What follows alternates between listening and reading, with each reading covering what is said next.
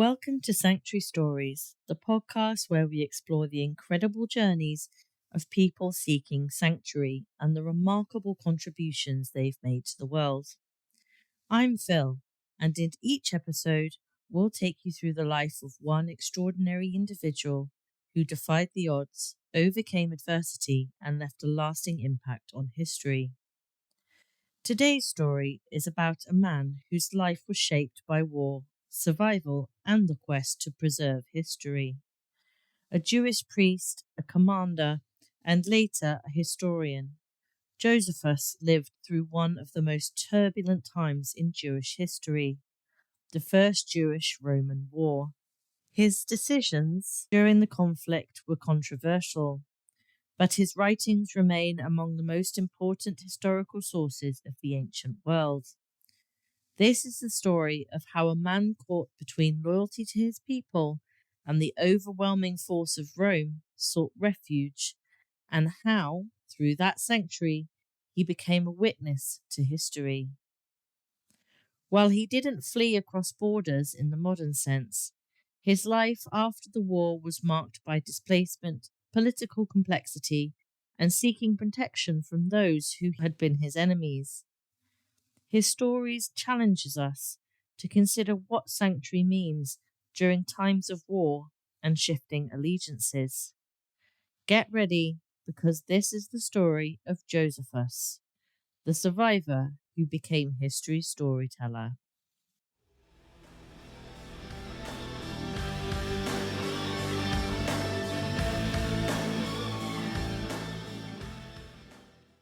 Josephus was born Yosef ben Matityahu in 37 CE in Jerusalem, then under Roman occupation.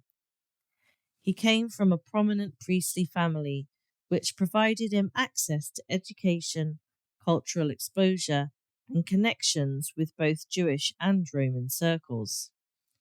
His mother descended from the Hasmonean dynasty, which added further prestige to his lineage. From an early age, Josephus was recognized for his sharp intellect and deep curiosity. Stories from his early years paint a portrait of a precocious child. By the age of 14, Josephus had such a thorough knowledge of Jewish law and tradition that high priests and scholars consulted him on religious matters.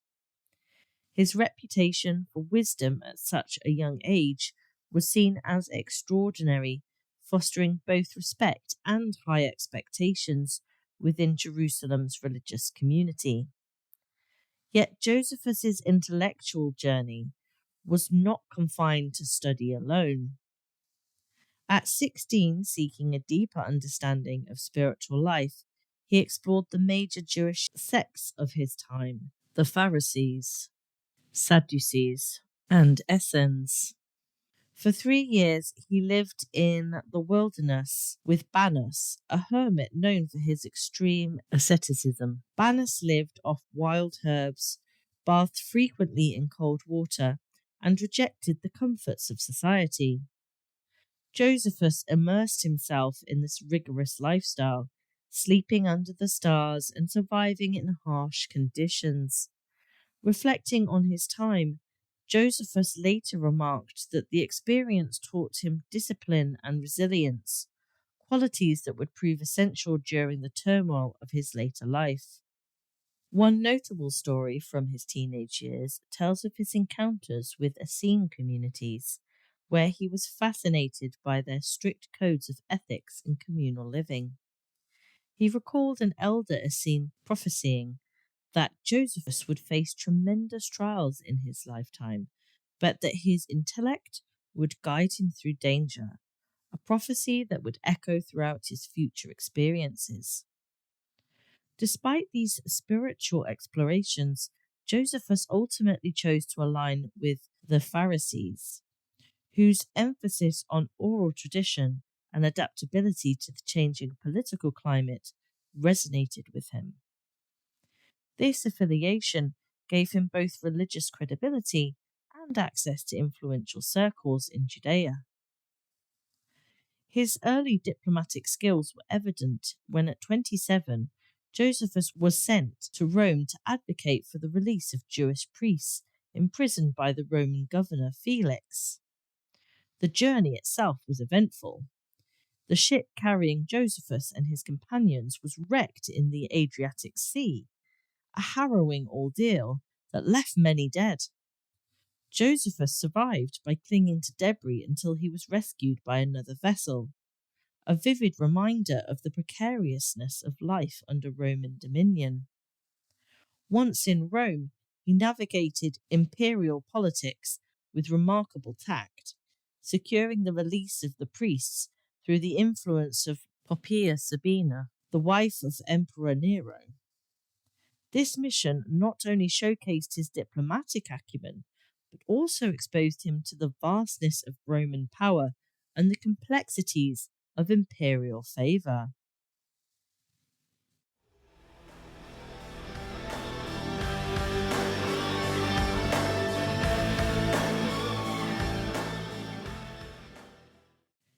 By 66 CE, tensions between Rome and Judea erupted into open rebellion. Josephus, despite his initial hesitations, was appointed commander of Jewish forces in Galilee. His leadership was tested during the Roman siege of Jotapata. For 47 days, Josephus and his men resisted the overwhelming might of Rome. Ultimately, the city fell. Rather than face execution, Josephus and a group of survivors hid in a cave. Facing the grim choice between capture or death, his companions proposed mass suicide to avoid Roman enslavement. Josephus, however, devised a mathematical method known as the Josephus problem to ensure he would survive the drawing of lots. Whether by fate or calculation, he was the last man standing.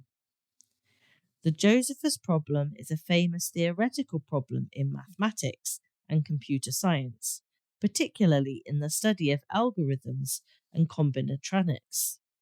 Preferring death over capture, they formed a circle and agreed that every KF person would be executed until one person remained. Josephus, not wanting to die, needed to determine the safest spot to stand. The problem statement was given. N people numbered from 1 to n standing in the circle. Counting starts from the first person. Every KF person is eliminated until only one person remains. The goal? Find the position of the survivor. For example, if n equals 7 and k equals 3, you have 1, 2, 3, 4, 5, 6, 7 people. Therefore, they are eliminated in this order. Count to the third person. 3 is eliminated, remaining 1, 2, 4, 5, 6, and 7. Next third person. 6 is eliminated, remaining 1, 2, 4, 5, and 7. Next third person. 2 is eliminated, remaining 1, 4, 5, and 7. Next third person. 7 is eliminated, remaining 1, 4, 5. Next third person.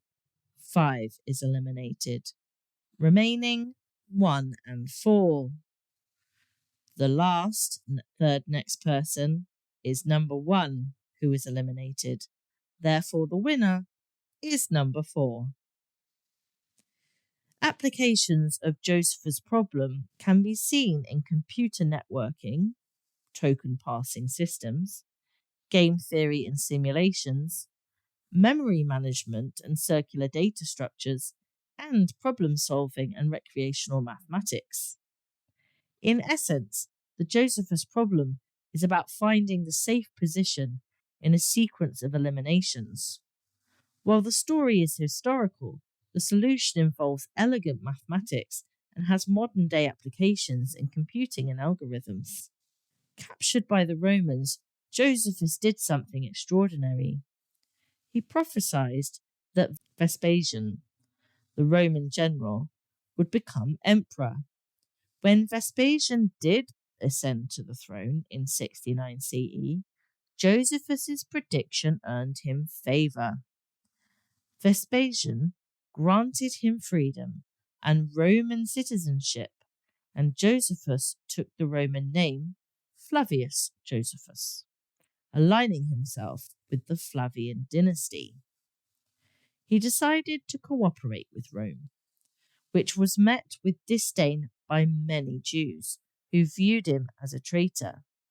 Yet Josephus argued that his actions preserved his life so he could bear witness to the tragedy of the Jewish people. I have not written these books for the applause of the Romans, he later wrote, but to give the Jews an account of their own history.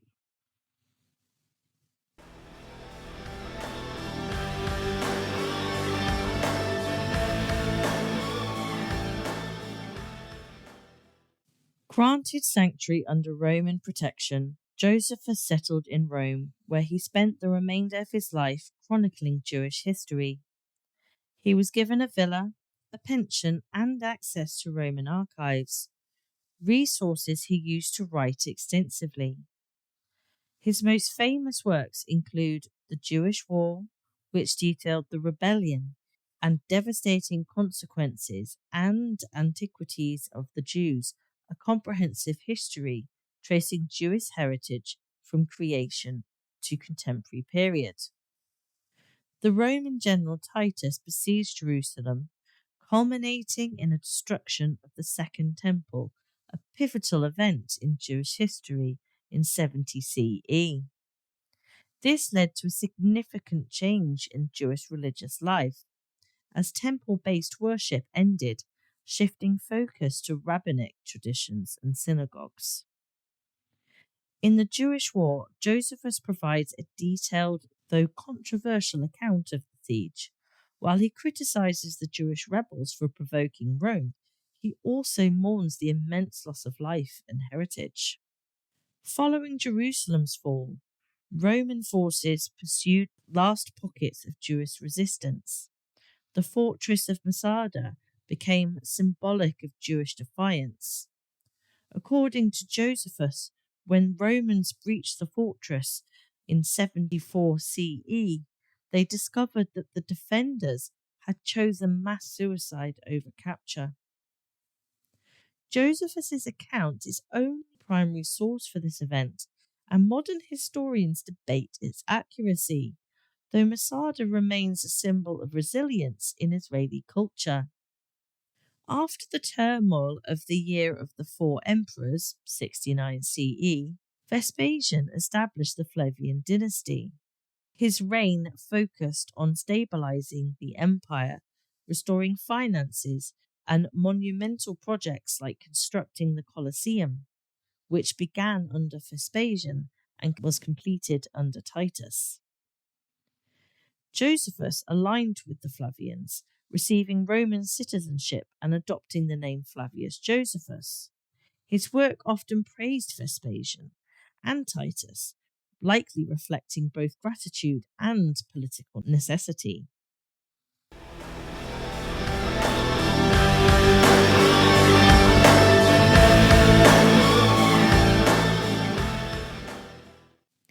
Josephus had multiple marriages and children throughout his lifetime. While he doesn't provide extensive details about his personal life, we do get glimpses of his family from his writings, particularly in his autobiography, The Life of Flavius Josephus.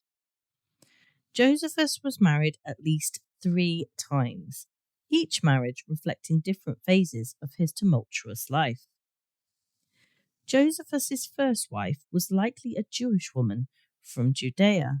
Her fate remains uncertain, but she was either killed or lost to him during the brutal conflict between the Jews and the Romans. At the time, Josephus was a military commander in Galilee, leading Jewish forces against the Romans. After being captured, his life took a dramatic turn. He transitioned from a Jewish rebel leader to a Roman ally under Vespasian, a shift that likely severed his connection to his first wife. After his capture, Josephus found favour in the Roman general Vespasian, who spared his life and later granted him Roman citizenship.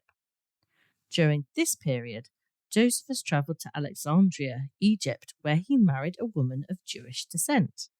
However, this marriage was short-lived, and he eventually divorced her. The reasons for the separation are unclear, but it may have been tied to his changing status and movements within the Roman world. Josephus's final marriage appears to have been the most stable. He married a Jewish woman from Crete who came from a respected and noble family. This marriage produced children and may have helped Josephus secure his place in Roman society. Given his shift from a military leader to a historian under imperial patronage, having a well-connected wife could have been advantageous in cementing his new status. Josephus had at least 2 sons, the most notable being Flavius Hyrcanus. The name Hyrcanus is significant. It suggests a deliberate connection to the Hasmonean dynasty, a powerful Jewish ruling family before the Roman conquest. By naming his son after his prestigious lineage, Josephus may have been signalling a link to the noble Jewish heritage despite his Roman ties. However, beyond his name, little is known about Flavius Hyrcanus. There is no surviving record of his life, career, or any influence he may have had either Jewish or Roman society. It's possible that he lived in relative obscurity, or that his contributions simply went unrecorded. Josephus' personal life reflected the upheavals of his time. His early years were marked by war, loss, and reinvention.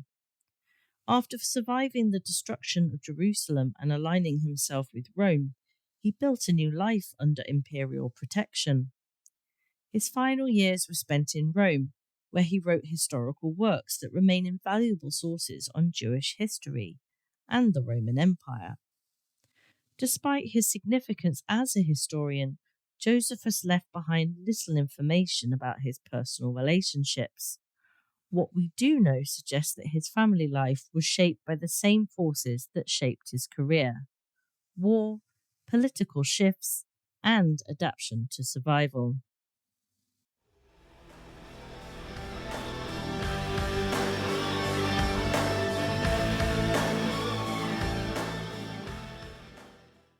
Domitian, Vespasian's younger son, ruled as a strict autocrat. In 81 to 96 CE, he increased military campaigns in Britain and Germany, but became notorious for persecuting perceived enemies, including senators and early Christians.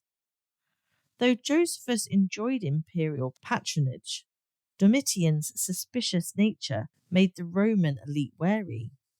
There's little evidence of direct conflict between Josephus and Domitian, but the tense atmosphere influenced many intellectuals of the time. During this period, Josephus completed significant works. As spoken about previously, he completed the Jewish War, circa 75 CE, detailing the Jewish revolt and Roman victory, and also Antiquities of the Jews, circa 93 CE, tracing the Jewish history from creation to his era, often emphasizing Jewish-Roman common ground. Against Appian, defending Judaism against Greco-Roman criticisms, and The Life of Josephus, his autobiography, clarifying the aspects of the Jewish war and defending his actions. These texts remain vital historical sources, but must be read critically due to Josephus's dual loyalties. While Josephus focused on Jewish history, this period also saw the growth of his early Christian communities.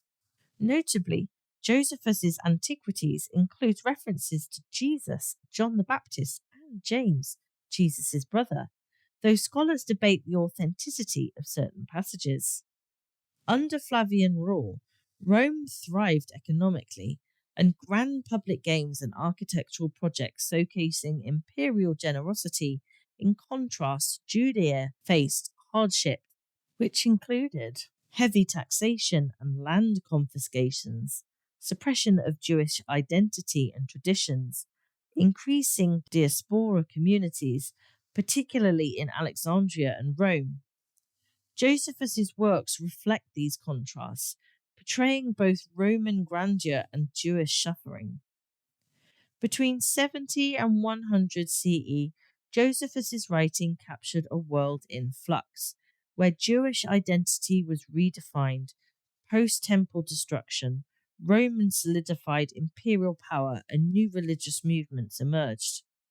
His accounts offer a unique, albeit complex, perspective of sanctuary, survival, and history, written under imperial shadow.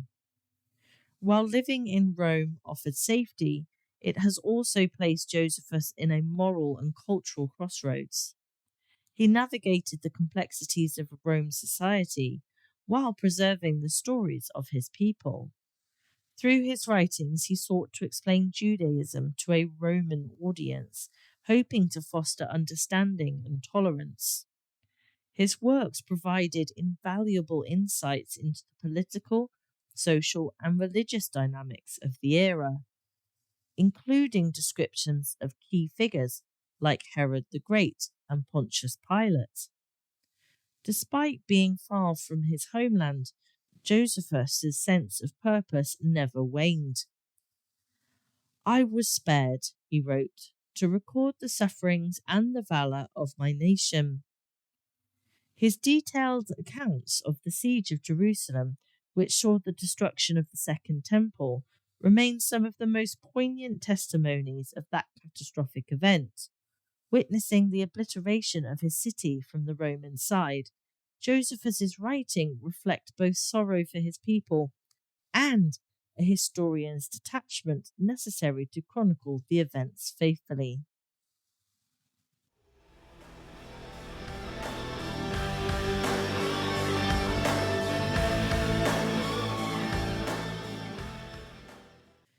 Josephus's work became essential text for understanding the ancient Jewish world, early Christianity, and Roman Judea.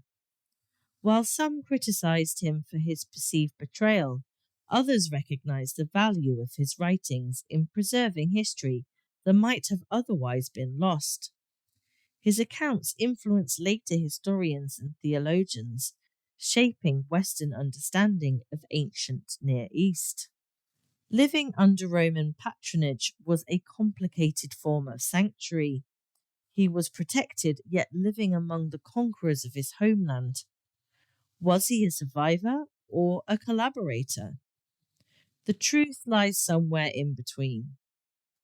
Josephus grappled with questions of identity, loyalty, and the cost of survival, questions that resonate with anyone forced to navigate divided allegiances during times of conflict. He died around 100 CE, leaving behind a body of work that continues to spark debate and scholarship. Josephus's writings endure because they confront the complexities of history, the tension between survival and principle, the burden of witnessing, and the power of storytelling to preserve a people's memory. The exact cause of death and circumstances surrounding the death of Flavius Josephus are unknown. Historical records provide no definitive details about how or when he died.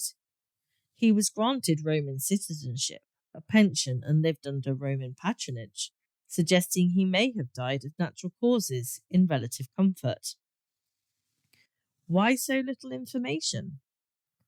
Josephus was respected as a historian, but controversial among Jews. Some saw him as a traitor and not central to Roman political life after his writings. Ancient sources, including Roman historians and later Jewish texts, rarely mention his final years. It's curious that someone who devoted his life to chronicling significant historical events would leave no trace of his own final chapter. Perhaps that in itself speaks volumes.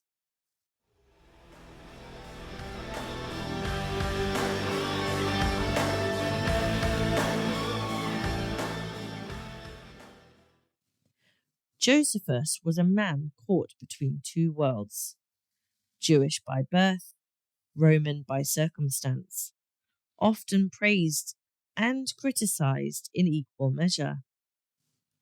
In the end, it wasn't how he died that mattered, but what he left behind, an unparalleled record of a pivotal time in history. His works, though controversial, have endured for nearly 2 millennia, continuing to shape how we understand the ancient world. Josephus's story doesn't end with his death. It lives on through the history he preserved. Josephus fled destruction, sought protection, and found sanctuary under Rome's wing.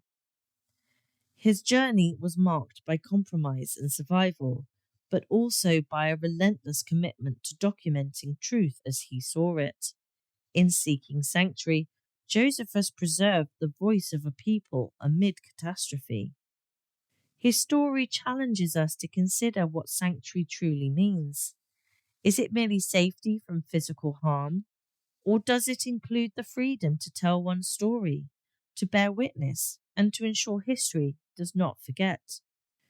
Josephus' life invites us to grapple with these questions and to remember that sometimes the greatest act of resistance is to remember and record. To write history, Josephus once noted, is to preserve the memory of what should not be forgotten.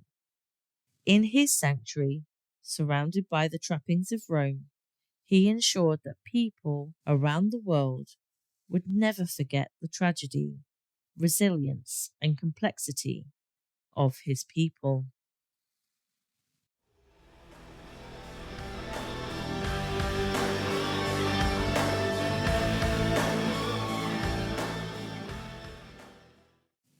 That's it for this episode of Sanctuary Stories. Next week, we'll be uncovering another powerful story of resilience and courage, so stay tuned. Thank you to Soulful Jam Tracks for the music. You can find all the artist credits, references, and resources in the episode description.